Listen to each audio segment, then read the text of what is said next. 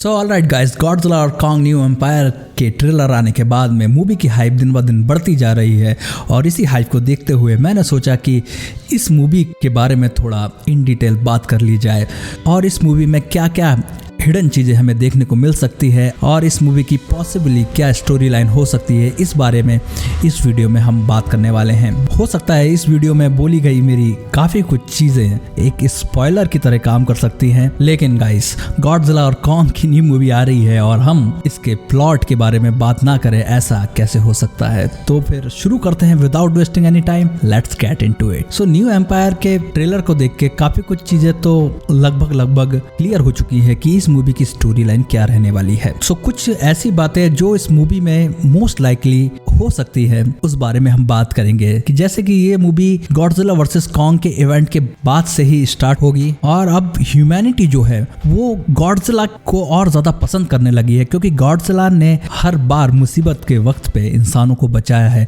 वो भले ही king of the monster में गिदोरा से हो या फिर गॉडजिला वर्सेस कॉन्ग में मेका गॉडजिला हो। सो अब ह्यूमंस गॉडजिला को और ज्यादा पसंद करने लगे हैं। तो इसी बात को ध्यान में रखते हुए इस मूवी की शुरुआत तो गॉडजिला से ही होने वाली है, जिसमें मोस्ट लाइकली हमें दिख सकता है गॉडजिला एक न्यू टाइटन अराक्निड से बैटल करते हुए।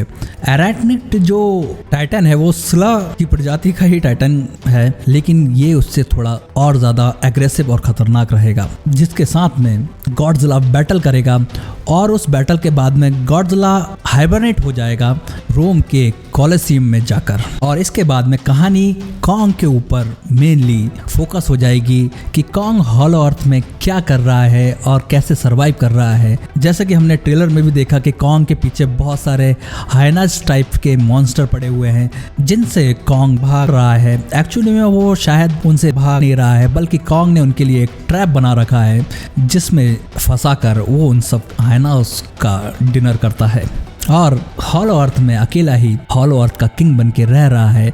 और इसी अकेलेपन में कॉन्ग जब हॉलो अर्थ को एक्सप्लोर कर रहा होता है तब अनइंटेंशनली उसके हाथों से एक इविल ट्राइब अवेक हो जाती है और इस ट्राइब का जो लीडर है उसका नाम है स्कार किंग। अब स्कार किंग और उसकी ट्राइब जो है वो एक टाइम पर एंशिएंट प्रोटेक्टर हुआ करते थे और साथ ही साथ वो ह्यूमैनिटी को भी प्रोटेक्ट किया करते थे, लेकिन धीरे धीरे जब उनकी पावर बढ़ी तो वो पावर के भूखे होते गए और उनका ऑब्जेक्टिव ही बदल गया। अब उनका ऑब्जेक्टिव हो गया है कि सरफेस वर्ल्ड को कॉन्कर करना और उनके इस मिशन को लीड करता है स्कार किंग जो उनका कमांडर है। अब स्कार किंग की बात करें तो स्कार किंग कॉन्ग से ज़्यादा फुर्तीला है। स्कार किंग के पास में भी ऐसी कोई स्पेशल पावर नहीं है जिसका वो यूज़ कर सकता हो, लेकिन स्कार किंग थोड़ा ज़्यादा इंटेलिजेंट टाइटन है जो चीज़ों को वेल्ड करके वेपन्स में कन्वर्ट कर सकता है। ऐसे ही ट्रेलर में एक स्नेक टाइटन की बैकबोन उसके गले में लटकती हुई दिखाई पड़ती है जिसे वो किसी टाइम पर भी एज अ वेपन यूज़ कर सकता है। स्कार किंग की और एक एबिलिटी ये है कि वो दूसरे मॉन्स्टर्स को भी कंट्रोल करता है। इसमें से एक मॉन्स्टर का नाम है शिमू।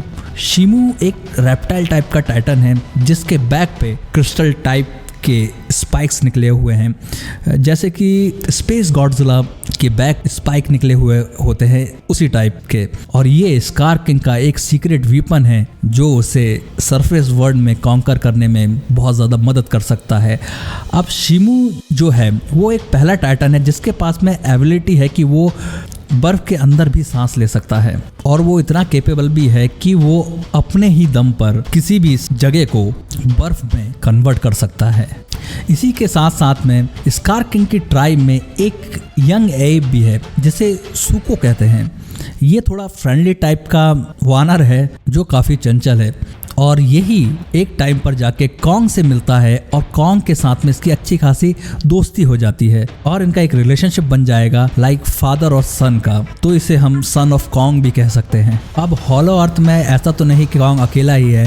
हॉलो अर्थ की खोज करने के बाद में ह्यूमंस भी और खासकर मोनार्क के लोग अपना बहुत ही स्पेशल इंटरेस्ट हॉलो अर्थ के अंदर दिखाने लगे हैं, जो हॉलो अर्थ के अंदर जाकर वहाँ पर खोजबीन लगातार करते रहते हैं। इसी खोजबीन में स्टीफन रैंडा जो मोनार्क में कॉन्ग का डेंटिस्ट है, ये इस मूवी का नया कैरेक्टर है। ये बंदा बहुत ही आत्मविश्वासी और जोशीला किस्म का इंसान है। और इसी के साथ में हमें टीम अप करते हुए दिखेगी डॉक्टर आइलीन, जो इस मूवी में भी सेम कैरेक्टर में ही है और इस मूवी में भी वो जिया की एडॉप्टेड मदर का कैरेक्टर प्ले करती हुई दिखाई देगी। और इस मूवी में जो साई-फाई एलिमेंट्स हैं वो गॉडजिला वर्सेस कॉन्ग से कहीं ज़्यादा होंगे, लेकिन गॉडजिला वर्सेस कॉन्ग की और गॉडजिला वर्सेस न्यू एम्पायर की जो टोन है वो सिमिलर ही होगी। और इस मूवी में गॉडजिला और कॉन्ग को अपग्रेडेड शेप में दिखाया जाएगा, जैसे कि गॉडजिला की जो एटॉमिक ब्रीथ है वो ब्लू से पिंक हो चुकी है, लेकिन ये पिंक क्यों हुई? क्योंकि गॉडजिला ने कुछ स्पेशल पावर और ज़्यादा एब्जॉर्ब कर ली है। और रही बात कॉन्ग की, तो कॉन्ग को तो हम ट्रेलर में ही देख चुके हैं कि कॉन्ग के हाथ में एक ह्यूमन मेड गॉन्गलेट है, जिसका यूज करके कॉन्ग के पंचेस जो हैं वो और ज़्यादा खतरनाक हो जाएंगे। सो इससे ये अंदाज़ा लगाया जा सकता है कि ह्यूमंस पूरी तरीके से गॉडजिला और कॉन्ग को अपना रक्षक मान चुके हैं और वो और ज़्यादा कोशिश कर रहे हैं कि ये टाइटन्स जो हैं और बेहतर तरीके से बैटल कर सके, और उनके लिए ये वीपन्स भी बना रहे हैं। अब कुछ ऐसी बातें जो शायद इस मूवी में हमें नहीं देखने को मिले। ये मूवी भी गॉडजिला वर्सेस कॉन्ग जितनी ही लंबी हो सकती है, ये मूवी की लेंथ भी 3 घंटे की नहीं होगी। और इस मूवी में भी टोहो के जो मॉन्स्टर्स हैं उनका जिक्र भी शायद ही हो पाए। और इस मूवी में जो क्रॉसओवर की एक बात चलती है, जैसे पैसिफिक रिम, गैमरा या अल्ट्रामैन, इनके क्रॉसओवर का भी कोई हिंट नहीं देखने को मिलेगा।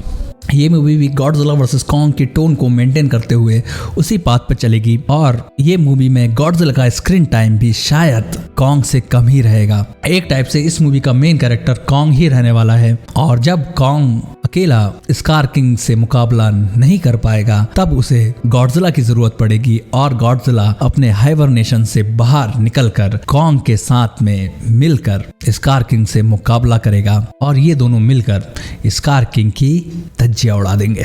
और कई लोग बात कर रहे हैं कि इस मूवी में गॉडजिला मर जाएगा, जो मेरे नज़रिए से देखा जाए तो गॉडजिला को मारना मॉन्स्टरवर्स की फ्रेंचाइजी के लिए बहुत ही हानिकारक है, क्योंकि अगर गॉडजिला को मार दिया तो फिर गॉडजिला जैसा नया टाइटन एस्टैब्लिश करना एक प्रकार से नामुमकिन हो जाएगा। सो ये जो र्यूमर्स है कि गॉडजिला इस मूवी में मरने वाला है, ये तो बिल्कुल ही सही नहीं है, क्योंकि लोग ऐसे टाइटन को मारने की बात कर रहे हैं जो मॉन्स्टरवर्स का मेन बेस है, क्योंकि गॉडजिला के बिना मॉन्स्टरवर्स के कोई मायने ही नहीं है।